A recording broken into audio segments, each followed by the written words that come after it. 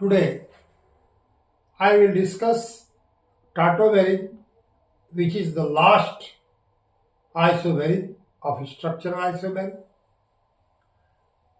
एक रेफरेंस आप बता देते हैं, टाटोमेरिन में एक ही कंपाउंड दो प्रकार से बिहेव करता है जैसे, और दोनों साइमल्टेनियसली इक्विलिब्रियम में रहता है। जैसे इथाइल एस्टोएसीटेट एक बार वो कीटोन के रूप में, कीटो ग्रुप के रूप में, और एक बार वो इनोल ग्रुप के रूप में बिहेव करता है। हमने डेफिनेशन हिंदी और इंग्लिश दोनों में लिख दिया है, ठीक है। ये डेफिनेशन देखिए। In English, it involves compound whose structure is differ in arrangement of atom. It involves compounds whose structure differ in arrangement of atom, but which exist simultaneously in equilibrium with each other. This property is known as tautomerism, and that form is known as tautomeric form. Hindi में देख लीजिए, यह एक विशेष प्रकार की क्रियात्मक समावयवता है जिसमें यौगिक के दो रूप समावयी रूप में गतिक साम्य की स्थिति में रहते हैं तथा सरलता से एक दूसरे में परिवर्तित हो जाते हैं। कंपाउंड के ये दो रूप टाटोमेरिक फॉर्म कहलाते हैं। कंपाउंड के ये दो रूप जो हैं ये टाटोमेरिक फॉर्म कहलाते हैं। माने एक ही कंपाउंड एक बार कीटो ग्रुप के रूप में बिहेव करेगा, इसके बाद दूसरी बार इनोल रूप में, और इस तरह से दोनों के का इक्विलिब्रियम, काइनेटिक इक्विलिब्रियम ये बना रहता है। मैंने एग्जांपल दिया। पहला एग्जांपल एथिल एस्टोएसीटेट का, found in two form keto and enol form. अब ये फर्स्ट में देखिए आप, इस फर्स्ट में ये कीटोनिक ग्रुप है। अब इस कीटोनिक ग्रुप में अब जब ये चेंज होगा तो यहां का हाइड्रोजन उठ करके ये आता है और इसको हाइड्रोक्सिल बना लेता है, और यहां पर डबल बॉन्ड है।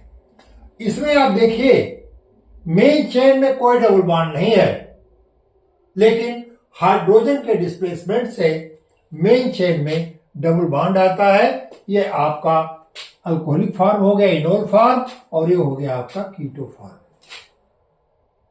समझ में आई बात? एक ही यौगिक ऐसा व्यवहार करता है जैसे इसके दो रूप है।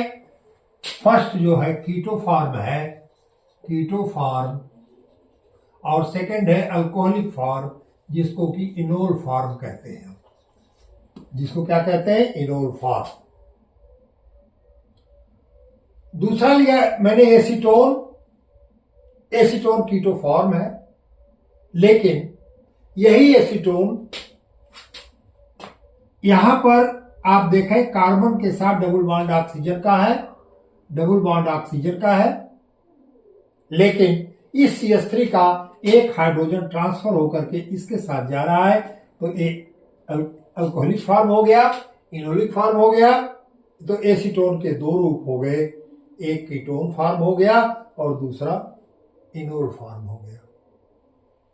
थर्ड एग्जांपल मैंने लिया एस्टल्डिहाइड का। एस्टल्डिहाइड का CH3 CHO ये आपका कीटो फॉर्म है। कौन सा फॉर्म है? Keto form. अब यही जो है इस ऑक्सीजन के साथ ये हाइड्रोजन चला आया, और जब हाइड्रोजन चला आया तो मेन चेन में आपका डबल बॉन्ड आ रहा है। मेन चेन में क्या आ रहा है? Double bond. तो एस्टल्डिहाइड इसका दूसरा रूप, कीटोनिक रूप या दूसरा टाटोमेरिक रूप है वेनिल अल्कोहल का। यहां मैंने लिख दिया है उपरोक्त टाटोमेरिक फॉर्म एक दूसरे से हाइड्रोजन के अटैचमेंट की दृष्टि से भिन्न है। अब इसमें आप देखें हाइड्रोजन यहां पे है, इसमें आप देखें हाइड्रोजन उठ करके एक हाइड्रोजन यहां आ गया, तो हाइड्रोजन का अरेंजमेंट भिन्न है। नतीजा क्या हुआ, रिजल्ट क्या हुआ, यहां पर जब हाइड्रोजन यहां गया तो यहां क्या आ गया, डबल बॉन्ड आ गया, यहां पे डबल बॉन्ड आ गया। अब इसका मैंने एक्सप्लेनेशन नीचे लिखा है, कीटो फॉर्म में मेन चेन में डबल बॉन्ड नहीं है। यहां देखिए आपकी मेन चेन यह है, कोई डबल बॉन्ड नहीं है, लेकिन इनोल फॉर्म में मेन चेन में डबल बॉन्ड है। ये पहला एक्सप्लेनेशन हुआ। और हाइड्रोजन, क्योंकि इसमें आवश्यक हाइड्रोजन है लेकिन यहां पर आवश्यक हाइड्रोजन नहीं है। जब आवश्यक हाइड्रोजन नहीं है तो क्या हो जाएगा, डबल बॉन्ड हो जाएगा, डबल बॉन्ड में कन्वर्ट हो जाएगा। इनोल फॉर्म में मेन चेन में हाइड्रोजन परमाणु कीटो ग्रुप के ऑक्सीजन परमाणु से जुड़ जाता है तथा OH के रूप में हो जाता है, OH के रूप में हो जाता है। यहां पर देखिए ये कीटो फॉर्म, ठीक है, और इस फॉर्म में यहां का हाइड्रोजन ये जुड़ करके यहां आया और ये OH बन गया और यहां पे क्या हुआ, डबल बॉन्ड हुआ। यहां पर आवश्यक हाइड्रोजन है जिससे मेन चेन में कोई भी डबल बॉन्ड नहीं है। मेन चेन में सफिशिएंट हाइड्रोजन है जो कि कार्बन की वैलेंसी को सेटिस्फाई कर रहे हैं, लेकिन यहां पर मेन चेन में हाइड्रोजन जो required hydrogen for saturated main chain वो नहीं है, इसलिए यहां पर क्या हो रहा है, डबल बॉन्ड हो रहा है। इस तरह से आज आप एक स्पेशल आइसोमेरिज्म के बारे में, फंक्शनल आइसोमेरिज्म के बारे में जाने हैं कि एक ही कंपाउंड ये दो रूप में प्रदर्शित करता है। जैसे सिनेमा वगैरह हम देखते हैं कि एक ही व्यक्ति दो रोल करता है, वही बात यहां भी है कि एक ही कंपाउंड दो रोल कर रहा है, एक कीटोनिक ग्रुप का और दूसरा इनोनिक ग्रुप का। इस तरह से आज मैंने स्ट्रक्चरल आइसोमेरिज्म का लास्ट आइसोमर मैंने डिस्कस किया।